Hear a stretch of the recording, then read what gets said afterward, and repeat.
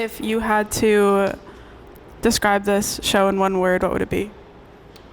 Uncanny. Sex. Yeah. Saturation. Whoa. T. That's so funny. Welcome to my studio. This is where all the magic has been happening. This collection is titled Sex and Saturation, which tends to be a little bit off-putting to some people because sex is often a taboo subject, right? It's not something that we like to talk about.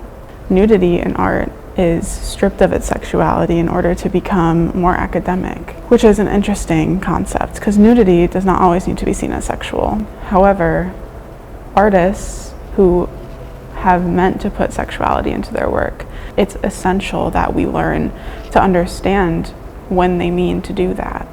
Today I'm going to be finishing this triptych. I'm going to be extending the arms here, like this. The strength of these particular paintings is that you've done a couple of different things. You've looked back in art history and you've been inspired by, some really canonical masterworks. This painting that we see behind me, it is a rendition of The Birth of Venus by Botticelli. In the original painting, she is covering up. We're displaying that full nudity in all of her presence. So this piece particular is talking about marketed forms of beauty in womanhood.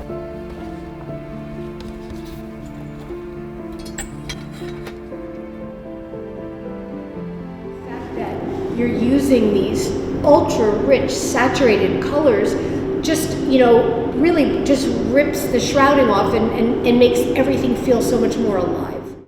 When I'm working with paint on a fresh canvas like this, my first goal, taught to me by one of my first painting teachers, is to fill up this white space as quickly as possible. When you have white on the canvas, you can't fully see the color relationship that you're trying to create or that is appearing with the colors you're laying down. Creation as a form of self-discovery is really important in this collection. It's one of the things that I actually learned while developing it and going through a lot of mental, emotional, and spiritual growth. Expression reveals the unknown and puts it in the physical plane.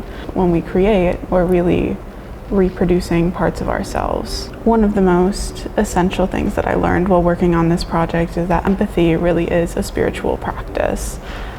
Our ability to share with others and experience it with others is really just a reflection of how we're able to experience things ourselves. This is the layout conceptually that I'm thinking of. And all the dashes are the mirrors that I'm looking at, so they're pretty evenly spaced out. Now I see what you were talking about in terms of as the viewer goes by it, they can't help but see their reflection. Yeah. My only worry is that then if this is too prominent, it becomes a focal point over these. Sure. The motion of the mirror is going to catch their attention over your images. Yeah, I think I'm okay with that a little bit too, because it is, the collection is about confronting self too, so if they're looking at themselves, these will be framing it no matter what. Yeah, that'll look good. It'll be nice and it'll be dense. Today we are hanging my show on this wall, and it doesn't look anything like how I planned it, but I did a quick test hang a few days ago, and we reworked the whole thing.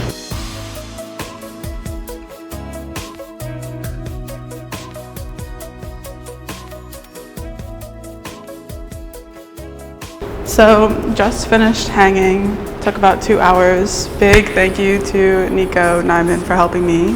Still have a few props to put up, but this is it. This is all of the work that I've been doing for 2 years. And it's kind of emotional to see it all together, so yeah.